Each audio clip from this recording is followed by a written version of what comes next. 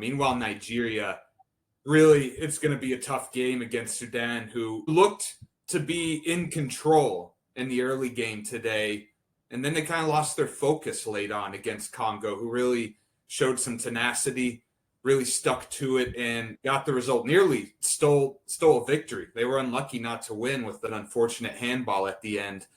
We discussed Congo. We weren't expecting much from them due to their subdued preparation. What did you see from this Congolese side today? Did they impress you? Did they kind of show that they're capable of maybe advancing to the knockout stage?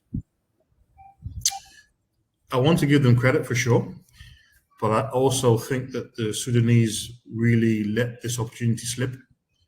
Having gone a goal up with a very strong effort, I think that they mismanaged the game from what I can see.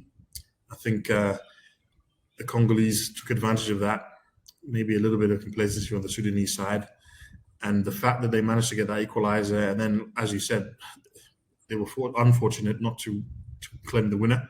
I think VAR called off the goal, but for sure, they've shown themselves that they will be a threat in this tournament. Of course, like you said, we talked about the poor and subdued preparations that marked the start of this tournament for them.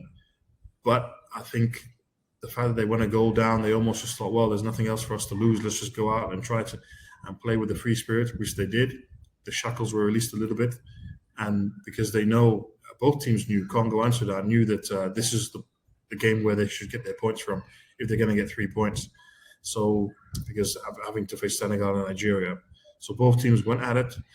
And as I said, I do want to credit the Congolese for sure in terms of finding that equalizer and pushing. But I think the Sudanese, they'll look back with a lot of regret here, because now it's the job is a lot harder now in terms of trying to beat Senegal and Nigeria.